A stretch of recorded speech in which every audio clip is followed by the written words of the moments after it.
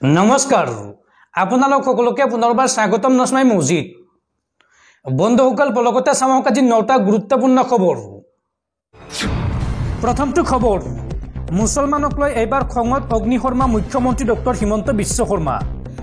বিশ্ব শৰ্মাই মুছলমান সন্দৰ্ভত মন্তব্য কৰি কয় যে মুছলমানৰ অৱস্থা আজিৰ তাৰিখত খুবেই বেয়া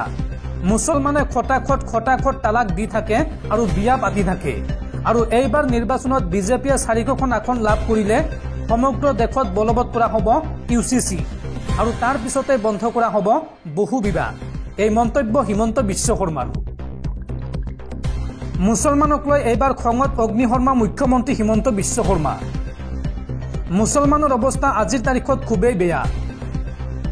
মুছলমানে খটাখট তালাক দি থাকে আৰু এইবাৰ বিজেপিয়ে 4খন আসন পালে 4-5টা বিবাহ কৰা দোকান বন্ধ কৰি দিম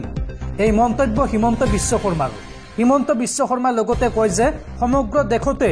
ইউচিচি অৰ্থাৎ ইউনিফৰ্ম সিভিল কোড বলবৎ কৰা হ'ব আৰু ইতিমধ্যে সকলো প্ৰস্তুতি সম্পূৰ্ণ হৈছে কোনেও খটাখট তালাক দিব নোৱাৰিব তেতিয়া মই মৰি যাম কিন্তু মোৰ কন্যাক এনেকুৱা পৰিয়াললৈ বিয়া নিদিও য'ত কেৱল তালাক চলি থাকে পশ্চিমবংগত নিৰ্বাচনী প্ৰচাৰ চলাই এই মন্তব্য অসমৰ মুখ্যমন্ত্ৰী হিমন্ত বিশ্ব শৰ্মাৰ পৰৱৰ্তী খবৰ পুনৰ যাত্ৰীবাহী বিমানত অথন্তৰ এইবাৰ 211 গৰাকী যাত্ৰী কঢ়িওৱা বিমানত ভয়ংকৰ যান্ত্ৰিক বিজুতি আৰু তাৰ পিছতে যাত্ৰীৰ মাজত হোৱা পৰিস্থিতি যান্ত্ৰিক বিজুতিৰ পিছতেই বিমানখনক কৰোৱা হয় ইমাৰ্জেন্সি লেণ্ডিং 211 গৰাকী যাত্ৰী কঢ়িওৱা বিমানত ভয়ংকৰ যান্ত্ৰিক বিজুতি আৰু অৱতৰণৰ সময়তে যাত্ৰীবাহী বিমানত অঘটন বিমানৰ জৰুৰী অৱতৰণৰ ফলত এজন যাত্ৰীৰ মৃত্যু হয় আৰু 30 জনৰো অধিক বিমান যাত্ৰী গুৰুতৰভাৱে আঘাতপ্ৰাপ্ত হৈছে যাত্ৰীবাহী বিমানখনত আছিল 18 জনকৈ ক্ৰু মেম্বাৰ আৰু এই ঘটনাৰ পিছতে যাত্ৰীসকলৰ মাজত হোৱা পৰিস্থিতিৰ সৃষ্টি হয় লণ্ডনৰ পৰা অহা ছিংগাপুৰ এয়াৰলাইন্সৰ বিমানত অথন্তৰ আৰু যান্ত্ৰিক বিজুতিৰ বাবে জৰুৰী অৱতৰণ কৰিব লগা হয় এই বিমানখনৰ বিমানৰ যান্ত্ৰিক বিজুতিৰ বাবে বেংককত জৰুৰীভাৱে অৱতৰণ কৰোৱা হয় আৰু আঘাতপ্ৰাপ্ত যাত্ৰীসকলক তাৰ পিছত হাস্পতাললৈ প্ৰেৰণ কৰা হৈছে অৰ্থাৎ ইমাৰ্জেন্সি লেণ্ডিঙৰ পিছতেই আঘাতপ্ৰাপ্ত যাত্ৰীসকলক হাস্পতালত ভৰ্তি কৰোৱা হৈছে পৰৱৰ্তী খবৰ পুনৰ হুৰাহুৰে বৃদ্ধি পাইছে সোণৰূপৰ দাম মাত্ৰ এসপ্তাহত বৃদ্ধি পাইছে 10,000 টকা পৰ্যন্ত চাওঁ আহক আজিৰ দিনটোত সোণৰূপৰ দাম সোণৰূপৰ অলংকাৰ ক্ৰয় কৰাৰ কথা ভাবিছে নেকি আপুনি যদি ভাবিছে তেন্তে আপোনাৰ বাবে আহিছে বেয়া খবৰ হুৰাহুৰে বৃদ্ধি পাবলৈ ধৰিছে সোণৰূপৰ দাম সোণৰূপৰ বজাৰতো এতিয়া অত্যাধিক হাৰত বৃদ্ধি পাইছে মূল্য প্ৰতি 24 কেৰেট সোণত বৃদ্ধি পালে 2,500 পৰা 3,000 টকা পৰ্যন্ত আজি 10 গ্ৰাম 24 কেৰেট সোণৰ দাম হৈছে গৈ 76,400 টকা আৰু অহা সপ্তাহত 24 কেৰেট সোণৰ দাম 80,000লৈকে বৃদ্ধি হোৱাৰ আশংকা প্ৰকাশ কৰা হৈছে আৰু লগতে 22 কেৰেট সোণৰ দামো দুদিনত বৃদ্ধি পালে 3,000 টকা পৰ্যন্ত আজি 10 গ্ৰাম 22 কেৰেট সোণৰ দাম হৈছে গৈ 71,000 টকা সোণৰ সমান্তৰালকৈ অত্যাধিক হাৰত বৃদ্ধি পালে ৰূপৰ মূল্য বিগত সপ্তাহত প্ৰতি কেজি ৰূপত বৃদ্ধি পালে 10,000 টকা পৰ্যন্ত আজিৰ দিনটোত প্ৰতি কেজি ৰূপৰ মূল্য হৈছে 98,000 টকা আৰু এসপ্তাহ পূৰ্বে এই মূল্য আছিল 88,000 টকা বন্ধুসকল তাৰপিছত 4 নম্বৰ খবৰটো জনোৱাৰ আগতে আপোনালৈ এটা সৰু ৰিকুৱেষ্ট যদি তেওঁলোকে এই ভিডিঅ'ত লাইক কৰা নাই তেন্তে প্লিজ এটা লাইক কৰি দিয়ক আৰু এনেকুৱা ধৰণৰ নতুন ভিডিঅ' পাবলৈ চেনেলটো ছাবস্ক্ৰাইব কৰি কাষত থকা বেল আইকনটো প্ৰেছ কৰি ৰাখক পৰৱৰ্তী খবৰ নিৰ্বাচনৰ পিছতে ৰাজ্যত আৰম্ভ হ'ল দয়া নাই ক্ষমা নাই নীতি বেদখলকাৰীৰ বিৰুদ্ধে হিমন্ত চৰকাৰৰ দয়া নাই ক্ষমা নাই নীতি পুনৰ ৰাজ্যত উচ্ছেদ কৰা হ'ল 397টা বেদখলকাৰী পৰিয়ালক বুলডোজাৰ লগাই এফালৰ পৰা ভাঙি দিয়া হ'ল অবৈধ ঘৰ দুৱাৰ আৰু তাৰ পিছতে উচ্ছেদিত লোকৰ মাজত হাহাকাৰ অৱস্থা বেদখলকাৰীৰ বিৰুদ্ধে এইবাৰ চৰকাৰৰ দয়া নাই ক্ষমা নাই নীতি পুনৰ ৰাজ্যত উচ্ছেদ কৰা হ'ল 397টা বেদখলকাৰী পৰিয়ালক বুলডোজাৰ লগাই উচ্ছেদ চলোৱা হয় বেদখলকাৰী ঘৰ চৰকাৰে স্থানান্তৰ কৰাৰ পিছতো পুনৰ উভতি আহিছিল এইসমূহ বেদখলকাৰী আৰু বেদখলকাৰীক কোনো প্ৰশ্ৰয় দিয়া নহ'ব বুলি কঠোৰ সকিয়নি প্ৰশাসনৰ চিপাঝাৰৰ ঢলপুৰত চলোৱা হৈছে এই বৃহৎ উচ্ছেদ অভিযান পৰৱৰ্তী খবৰ গুৱাহাটীৰ বিজেপি নেত্ৰী ইন্দ্ৰাণী তহবিলদাৰৰ আত্মহত্যাত নাম সাঙুৰ খোৱা বিজেপি নেতা অভিমন্যু দাস জেলৰ পৰা ওলাই আহিল এমাহ 22 দিনৰ পাছত মুকলি আকাশৰ তলত ওলাই আহিল অভিমন্যু দাস উল্লেখযোগ্য যে বিজেপি নেত্ৰী ইন্দ্ৰাণী তহবিলদাৰৰ আত্মহত্যাত নাম সাঙুৰ খাইছিল এইগৰাকী অভিমন্যুৰ আৰু সৰু পথাৰত গুলি ফুটে আৰক্ষীৰ বেহুত সোমাইছিল বিজেপি নেতা অভিমন্যু দাস আৰু এই সন্দৰ্ভত চানমাৰী আৰক্ষীয়ে আজি পৰ্যন্ত দাখিল নকৰিলে চাৰ্জশ্বীট যাৰ বাবে জামিন লাভ কৰি জেলৰ পৰা ওলাই আহিল বিজেপি নেতা অভিমন্যু দাস পৰৱৰ্তী খবৰ প্ৰধানমন্ত্ৰী নৰেন্দ্ৰ মোদীক পুনৰ খুৰদাৰ সমালোচনা কংগ্ৰেছ নেতা ৰাহুল গান্ধীৰ মন্তব্য দেশৰ যুৱক যুৱতীসকলৰ কৰ্মসংস্থাপনৰ বাবে মোদীৰ অৱসৰ অতি প্ৰয়োজনীয় দেশৰ নিবনুৱা সমস্যাক লৈ পুনৰবাৰ পোনপটীয়াকৈ প্ৰধানমন্ত্ৰী নৰেন্দ্ৰ মোদীক আক্ৰমণ কৰে কংগ্ৰেছ নেতা ৰাহুল গান্ধীয়ে এই সন্দৰ্ভত নিজৰ এক্স হেণ্ডেলত লিখা এটা বাৰ্তাত ৰাহুল গান্ধীয়ে কয় যে দেশৰ যুৱক যুৱতীসকলৰ কৰ্মসংস্থাপনৰ বাবে নৰেন্দ্ৰ মোদীৰ অৱসৰ অতি গুৰুত্বপূৰ্ণ উল্লেখযোগ্য যে বিশ্ব বেংকৰ তথ্য অনুসৰি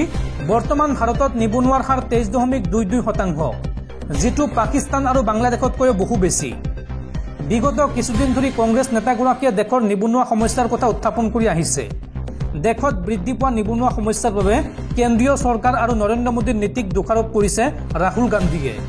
তেওঁৰ মতে অৰ্থনীতিৰ ক্ষেত্ৰত মোদীজীৰ নিম্নমানৰ নীতিৰ বাবে দেশত নিবনুৱা সমস্যা বাঢ়িছে ভাৰতৰ নিবনুৱাৰ হাৰ পাকিস্তানৰ তুলনাত দুগুণ ভাৰতত নিবনুৱাৰ হাৰ 23%, পাকিস্তানত নিবনুৱাৰ হাৰ মাত্ৰ 12%। লগতে ৰাহুল গান্ধীয়ে কয় যে আমাৰ দেশত নিবনুৱাৰ হাৰ ভূটান আৰু বাংলাদেশতকৈও বেছি অলপতে বিহাৰত এখন ৰাজহুৱা সভাত ভাষণ দি ৰাহুল গান্ধীয়ে কয় যে যদি এইবাৰ বিৰোধী ঐক্য ইণ্ডিয়া ক্ষমতালৈ আহে তেন্তে প্ৰথমে কৰ্মসংস্থাপনৰ ব্যৱস্থা কৰা হ'ব এই মন্তব্য কংগ্ৰেছ নেতা ৰাহুল গান্ধীৰ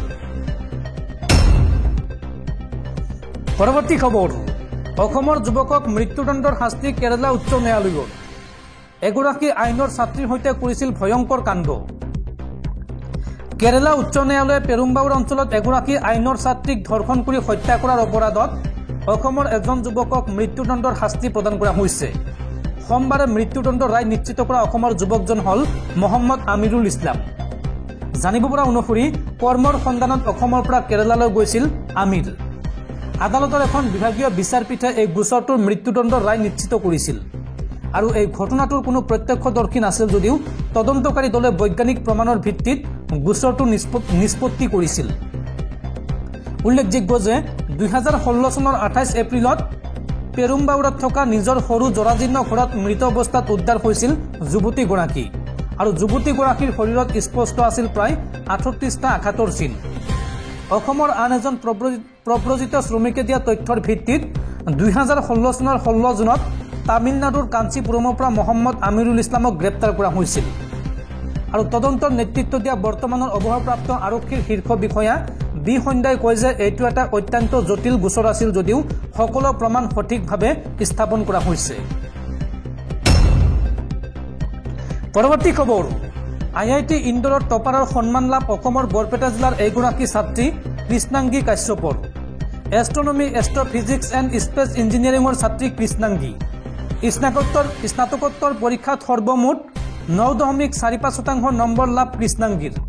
আৰু এই নম্বৰ লাভ কৰি IIT ইন্দোৰৰ টপাৰৰ সন্মান লাভ কৰিছে এগৰাকী কৃষ্ণাংগী কাশ্যপে পৰৱৰ্তী খবৰ কৰোনাৰ ভেকচিন কোভাক্সিনৰ সাইড ইফেক্টৰ কথা নস্যাৎ ICMRৰ আৰু কোভাক্সিনৰ পাৰ্শ্বক্ৰিয়া সন্দৰ্ভত ক্ষমা খুজিব লাগে বেনাৰস হিন্দু বিশ্ববিদ্যালয়ে এই দাবী কেন্দ্ৰীয় সংস্থা ICMRৰ দেশত নিৰ্মিত কৰোনা ভেকচিন কোভাক্সিনৰ দীৰ্ঘম্যাদী পাৰ্শ্বক্ৰিয়া সন্দৰ্ভত অভিযোগ নাকচ কৰিলে ইণ্ডিয়ান কাউন্সিল ফৰ মেডিকেল ৰিচাৰ্চে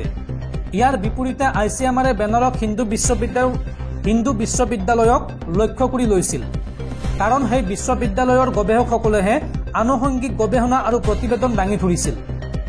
সোমবাৰে ICMRৰ সঞ্চালক ৰাজীৱ বাহালে এই সন্দৰ্ভত কয় যে তথ্য সংগ্ৰহ আৰু গৱেষণাৰ কাম চলোৱাৰ কাম চলোৱাৰ ধৰণত গুৰুতৰ ত্ৰুটি আছে যিয়ে কোভাক্সিন লৈছিল সেই সময়ছোৱাত কোভাক্সিন গ্ৰহণ নকৰা লোকৰ পৰা কোনো তথ্য সংগ্ৰহ কৰা নাছিল শাৰীৰিক সমস্যাৰ কোনো তুলনামূলক পৰিসংখ্যাও দিয়া নাছিল ইয়াৰ বাবে BHCৰ গৱেষকসকলৰ পৰাও ক্ষমা খুজিবলৈ দাবী জনায় প্ৰসংগক্ৰমে BHC অৰ্থাৎ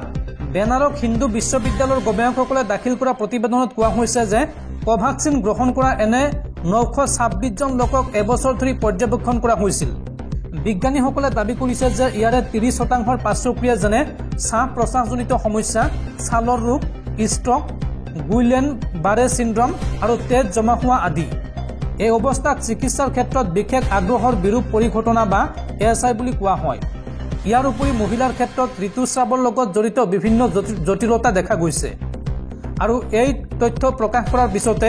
ICMR এই সম্পূৰ্ণ অভিযোগ নস্যাৎ কৰিছে পৰৱৰ্তী খবৰ এক ভয়ংকৰ হেলিকপ্টাৰ দুৰ্ঘটনাত মৃত্যু হল ইৰানৰ ৰাষ্ট্ৰপতি ইব্ৰাহিম ৰাইছিৰ আৰু এতিয়া কোন হ'ব ইৰানৰ পৰৱৰ্তী ৰাষ্ট্ৰপতি এই সন্দৰ্ভত 28 জুনত ইৰানত অনুষ্ঠিত হ'ব ৰাষ্ট্ৰপতি নিৰ্বাচন অহা 28 জুনত ইৰানৰ ৰাষ্ট্ৰপতি নিৰ্বাচন অনুষ্ঠিত হ'ব বৰ্তমান দেশখনত উপৰাষ্ট্ৰপতি মহম্মদ মকবেৰ কাৰ্যবাহী ৰাষ্ট্ৰপতি হিচাপে নিযুক্ত হৈ আছে ইৰানৰ সংবিধান অনুসৰি অন্তৰ্বৰ্তী ৰাষ্ট্ৰপতিগৰাকীয়ে সৰ্বাধিক 50 দিনৰ ভিতৰত এগৰাকী নতুন ৰাষ্ট্ৰপতি নিৰ্বাচনৰ বাবে প্ৰয়োজনীয় কাৰ্যব্যৱস্থা গ্ৰহণ কৰিব লাগে উল্লেখযোগ্য যে দেশখনৰ ৰাষ্ট্ৰপতি পদৰ বাবে প্ৰতিদ্বন্দ্বিতা আগবঢ়াবলৈ বিচৰা প্ৰাৰ্থীসকলৰ পঞ্জীয়ন অহা 30 মেৰ পৰা 3 জুনৰ ভিতৰত সম্পন্ন হ'ব আনহাতে নিৰ্বাচনী প্ৰচাৰৰ বাবে 12 জুনৰ পৰা 27 জুনৰ ভিতৰত সময় ধাৰ্য কৰা হৈছে পৰৱৰ্তী খবৰ পুনৰ বহিৰ্ৰাষ্ট্ৰত ৰহস্যজনকভাৱে মৃত্যু অসমৰ যুৱতীৰ ওমানত অসমৰ এগৰাকী সুন্দৰী যুৱতী নাজৰিনা বেগমৰ মৃত্যু আৰু ৰহস্যজনকভাৱে নাজৰিনা বেগমৰ মৃত্যু হোৱাৰ পিছতেই পৰিয়ালৰ মাজত হাহাকাৰ অৱস্থা ৰূপৱতী হোৱাই কাল হল নাজৰিনা বেগমৰ বহিৰ্ৰাষ্ট্ৰত ৰূপৱতী যুৱতী নাজৰিনা বেগমৰ কৰুণ মৃত্যু মৰাঝাৰৰ ইমৰান সেলিম আৰু ডবকাৰ সুলতানা বেগমে ওমানলৈ লৈ গৈছিল এইগৰাকী নাজৰিনাক ধনৰ প্ৰলোভন ডবকাৰ যুৱতীগৰাকীক লৈ গৈছিল দুই পুৰুষ মহিলাই কাম কৰাৰ উচিলাৰে যুৱতীগৰাকীক নি নাৰীৰ দেহ ব্যৱসায়ী চক্ৰক গতাই দিয়াৰ অভিযোগ উত্থাপন হৈছে আৰু দীৰ্ঘদিন ধৰি বহু দৰিদ্ৰ যুৱতী মহিলাক প্ৰলোভন দি বহিৰ্ৰাষ্ট্ৰলৈ নিছিল এই দুই পুৰুষ মহিলাই ওমান সৌদি আৰব আৰু কুৱেইটলৈ সৰবৰাহ কৰিছিল সুন্দৰী যুৱতীসকলক কিন্তু হঠাৎ বহিৰ্ৰাষ্ট্ৰত যুৱতীগৰাকীৰ মৃত্যু হোৱাৰ খবৰ দিয়ে পৰিয়ালক আৰু ইয়াৰ পিছতে এতিয়া শোকত ভাগি পৰিছে পৰিয়ালটো বহিৰ্ৰাষ্ট্ৰৰ পৰা যুৱতীগৰাকীৰ মৃতদেহ ঘূৰাই অনাৰ আহ্বান জনাইছে মুখ্যমন্ত্ৰী হিমন্ত বিশ্ব শৰ্মাক যুৱতীগৰাকীৰ পিতৃয়ে নাজৰিনা বেগমৰ মৃত্যুৰ পিছতেই মোবাইল ফোন অফ কৰি পলায়ন কৰিছে সেলিম আৰু সুলতানা বেগমে